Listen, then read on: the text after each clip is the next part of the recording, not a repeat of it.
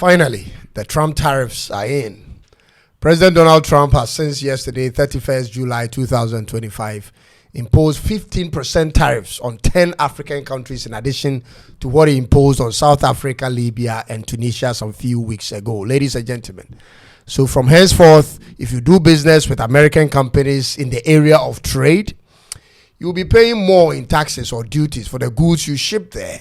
Ladies and gentlemen, welcome to the new era of where you must rethink quickly or get knocked the F out. Let's dig into this.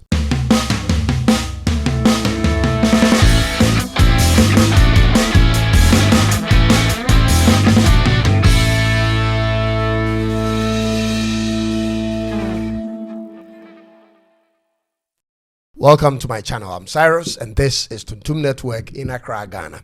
If you haven't subscribed yet, I hope you do it today. Thanks so much. Ladies and gentlemen, in as much as this policy by the U.S. government is going to affect a lot of small and large export businesses and revenues in Africa, and my opinion might come off as insensitive towards people's plight and sources of livelihoods, I must tell you this, that I am extremely excited that these tariffs are in. I am not excited that people's businesses are going to be affected. That is not where my excitement is. But I'm excited that it presents a challenge for African heads of states to overcome. I have always said on this platform that we either change our ways or stand no chance of what's ahead in the future for Africa. And I knew it was going to happen sooner than later. And I always knew, ladies and gentlemen, it's going to take one or two situations happening to get us to wake up as a continent. Why must 1.5 billion population be worried over 341 million people and their decisions if we did our homework right? Ladies and gentlemen, you have to really think through what I'm saying. This is how ridiculous we are as a people. With 54 countries in Africa and 1.5 billion population, of what wisdom is in looking for a faraway country in America to take on what we have when we also need it in our local market? Ladies and gentlemen, this should have never happened if we knew what to do with what we have, like I always say. What have we been doing with our resources on our own without these Western countries? Ladies and gentlemen, can you leaders of Africa ever think of the survival of this continent without the need for a Western country for once in your lives? Do you think if America couldn't do without what we have here, they would dare put a tariff on us? Think deeply about these things. Listen to me. Trump is doing this to the world because he realizes we are disposable. This is true. He realized we are replaceable. He has options, ladies and gentlemen. He knows America may struggle in the short term, but can lead to the establishment of such businesses in America in the long term. This is what he's banging his hope on. He's banging his hopes on this. And what are we banging our hopes on, ladies and gentlemen? If your off-taker treats you like you are replaceable, what do? You look for an alternative market. Where else could we find this market if not amongst ourselves? How many shipments are made from West African coast to South African coast in a year? And how many are made from Africa to the West in the same year? How many train lines are connecting our countries for the purpose of trade? And how many airlines, ladies and gentlemen, moves within Africa for the purpose of trade? You guys have zero plans. You don't work together and therefore you are unable to solve problems. Ghana, Nigeria, Zimbabwe, Zambia, Uganda, Mozambique, Mauritius, Malawi, Lesotho, and Madagascar have all been slapped with 15% tariffs by America. Ghana exports crude oil and cocoa beans the most to the USA. Nigeria exports crude oil. Zimbabwe exports sugar, coffee, and tea. Zambia exports copper and coffee. Uganda exports coffee. Mozambique exports precious stones and metals. Mauritius exports textiles. Malawi exports tobacco. Lesotho exports textiles.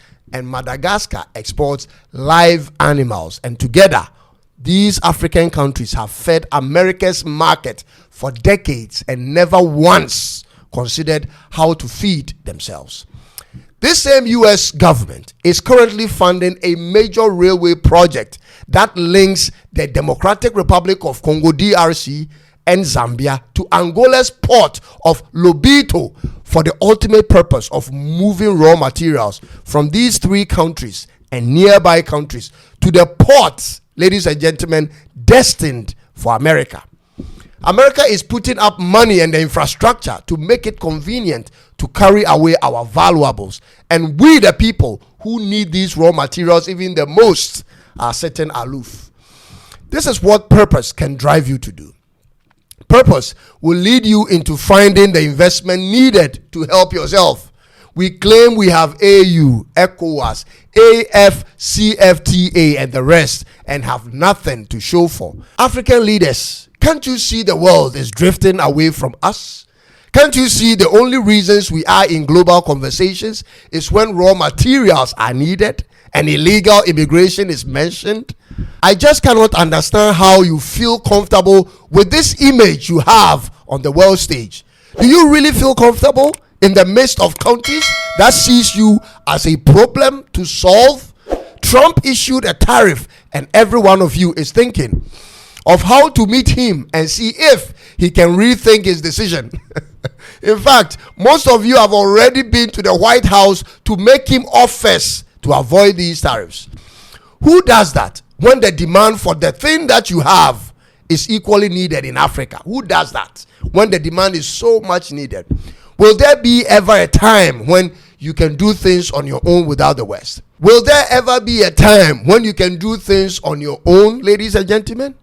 What you are missing is the quality in management and leadership, and not more opportunities to ship more goods. You have been sending your raw materials to them for decades. You have been doing this. Has it added anything significant to your countries? You do not allow for the right people to manage or lead in projects, and therefore there isn't productivity as we would expect, ladies and gentlemen. This is why your countries are stagnated. Africa is not growing like we want.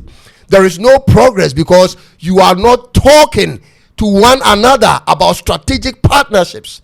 These tariffs should never be an issue of discussion if we were busy supplying ourselves with goods and services, ladies and gentlemen. We don't have any strong indigenous banks or financial systems that's completely owned by black people or Africans. Even the ECOWAS Bank for Investment and Development has 30% external non-regional ownership, ladies and gentlemen.